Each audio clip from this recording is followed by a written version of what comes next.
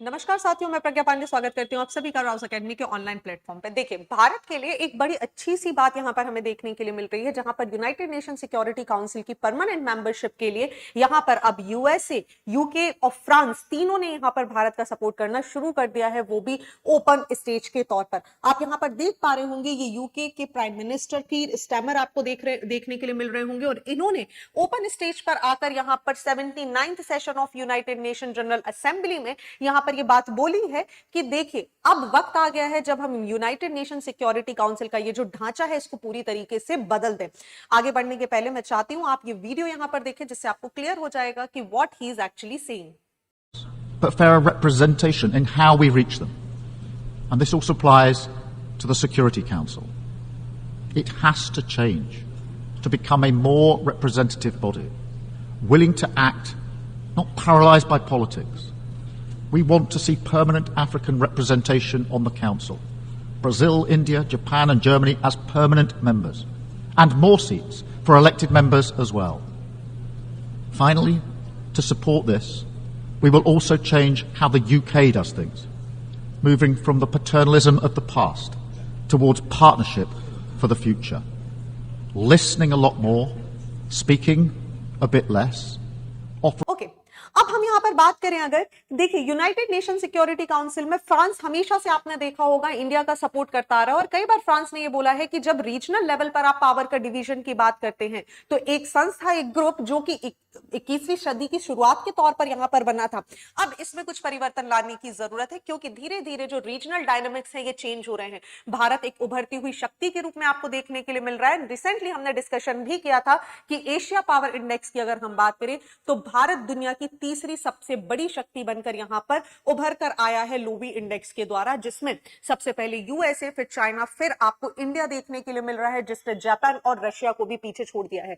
ऐसे में वो सारी कंट्रीज जिनकी यूनाइटेड नेशन सिक्योरिटी काउंसिल में यहां पर परमानेंट सदस्य की भूमिका है, भारत की ये जो बिड है ये हमें अपने आप में सही होती हुई नजर आ रही है। हम बात करें यूनाइटेड नेशन सिक्योरिटी काउंसिल के लिए, तो इसके पहले जो बाइडेन, यूएसए की अगर हम बात करें तो इन्होंने भी इंडिया के लिए यहां पर समर्थन दिया था, फ्रांस यहां पर समर्थन दे रहा था, और इसी के साथ अब हम देखें तो ब्रिटेन ने भी यूएनजीए में इंडिया के लिए यहां पर सपोर्ट देना शुरू कर दिया है। और ब्रिटेन के यहां पर जो स्टेटमेंट है, जो यहां पर स्टैमर के जो स्टेटमेंट है, ये अपने आप में महत्वपूर्ण हमें देखने के लिए मिलेंगे। देखिए, इन्होंने क्या बोला है आपको समझना होगा, ये एक एक जो शब्द है ये वर्ल्ड लेवल पर इंपॉर्टेंट होता है। ये बोल रहे हैं कि हम चाहते हैं कि हम परमानेंट मेंबरशिप में अफ्रीकन रिप्रेजेंटेशन को देखें, हम ब्राजील, इंडिया, जापान और जर्मनी को यहां पर देखें, क्योंकि यहां पर जो पूरा का पूरा सिस्टम है यूएनएससी का, ये अब परिवर्तित हो चुका है। आप देखिए, इंडिया एक पावर के रूप में यहां पर उभर चुका है, ना केवल रीजनल पावर। अगर आप बात करेंगे तो इंडिया एक वैश्विक पावर के रूप में उभर चुका है। रशिया यहां पर अभी उतना ज्यादा इंपॉर्टेंस नहीं रह गया। हालांकि कीर स्टारमर की हम बात करें तो इन्होंने यहां पर किसी की सीट हटाने की बात नहीं की है, लेकिन ये बोलना चाह रहे हैं कि जो परमानेंट मेंबर्स की जो यहां पर आपको सीट्स दिखाई दे रही हैं, इसको हमें बढ़ाने की जरूरत है। यहां पर हमें उन रीजन्स को भी रिप्रेजेंटेशन बनाना होगा जिनका कोई रिप्रेजेंटेशन हमें देखने के लिए नहीं मिल रहा है, क्योंकि ये सारे नेशन वैश्विक स्तर पर इस समय बहुत महत्वपूर्ण भूमिका निभा रहे हैं, जिसमें इन्होंने बात करी है यहां पर अफ्रीका की, इंडिया की, जापान और जर्मनी की। और आपने कई बार देखा होगा कि इंडिया और अफ्रीका को यूएनएससी का परमानेंट मेंबर बनाने के लिए कई बार बातें बोली जा रही हैं, क्योंकि अफ्रीका का अगर आप बात करें, अफ्रीकन कॉन्टिनेंट की, तो इसका कोई भी रिप्रेजेंटेशन हमें यहां पर देखने के लिए नहीं मिलता। जबकि यूनाइटेड नेशन सिक्योरिटी काउंसिल में जो सबसे ज्यादा मुद्दे उठाए जाते हैं वो केवल और केवल यहां पर अफ्रीकन रीजन के होते हैं। इसके पहले भी मैंने एक वीडियो बनाया था जहां मैंने आपको बताया था कितनी बार कितने देशों ने अपनी वीटो पावर का यहां पर इस्तेमाल किया है, जिसमें ब्रिटेन एक ऐसी कंट्री निकल कर आती है जो अपने वीटो पावर्स का इस्तेमाल नहीं करती, और ये पूरी तरीके से यूएसए के ऊपर रिलाई करती है। ऐसे में ब्रिटेन के अगर हम प्राइम मिनिस्टर की बात करें तो यहां पर इनके द्वारा, यूके के प्राइम मिनिस्टर के द्वारा ये स्टेटमेंट आना बहुत ही ज्यादा महत्वपूर्ण हो जाता है। आपको मैं बताना चाहूंगी कि यूएनएससी की अगर हम 5 परमानेंट मेंबर्स की बात करें तो आपको यूएसए, चाइना, यूके, रशिया और फ्रांस देखने के लिए मिल जाएंगे।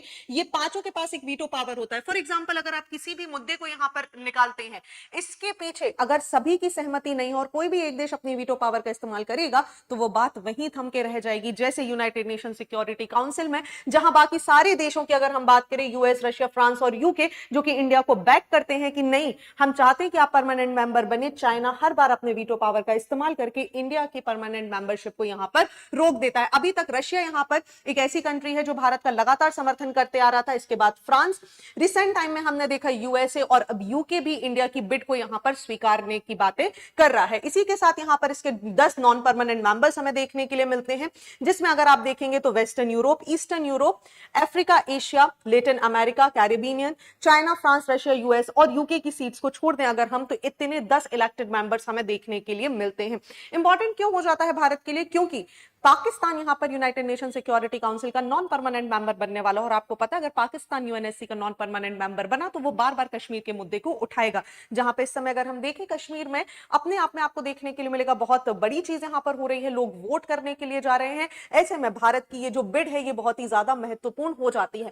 साथ ही यूके के ये प्राइम मिनिस्टर है, इनका एक और स्टेटमेंट है कि भाई देखिए जिस तरीके का पैरालाइज्ड, हमें एक ऐसा यूएनएससी नहीं चाहिए जो अपंग है, क्योंकि यूएनएससी की इस समय कोई पोजीशन ही नहीं रह गई। आप विश्व स्तर पर देखिए यूक्रेन रशिया आपस में फाइट कर रहे हैं, आप इसराइल, लेबनान, हिजबुल्लाह, हमस की वॉर यहां पर देख रहे हैं। ऐसे में यूएनएससी की जो भूमिका है जितना उसको स्ट्रांग होना चाहिए था वो यहां पर स्ट्रांग नहीं रह चुका है बिकॉज ऑफ द पोलराइजेशन। और यहीं पर उसकी जो वल्नरेबल, जितने भी वल्नरेबल लोग हैं उनकी आवाज सुनने की भी हमें जरूरत है और हमें इसका रिप्रेजेंटेशन बढ़ाना होगा, हमें रिस्पॉन्सिव बनना होगा, फेयर आउटकम्स यहां पर निकल कर आए। इसके लिए जरूरी है कि हम इन सारे देशों को यहां पर शामिल करें। 1945 में जो देश आपने बनाया, जो यहां पर सीट्स बनाई थी, अब जरूरी है कि हम उसमें परिवर्तन लाएं। और इसी के साथ ही साथ अगर हम बात कर रहे हैं तो ये बहुत ही इंपॉर्टेंट हो जाता है भारत के नजरिए से। आपका क्या विचार है, क्या भारत को यूनाइटेड नेशन सिक्योरिटी काउंसिल की परमानेंट मेंबरशिप मिलनी चाहिए? क्या भारत को एशियन रीजन का रिप्रेजेंटेटिव बनकर यहां पर आना चाहिए या नहीं? आप मुझे कमेंट सेक्शन में जरूर बताइए। Thank you and see you soon.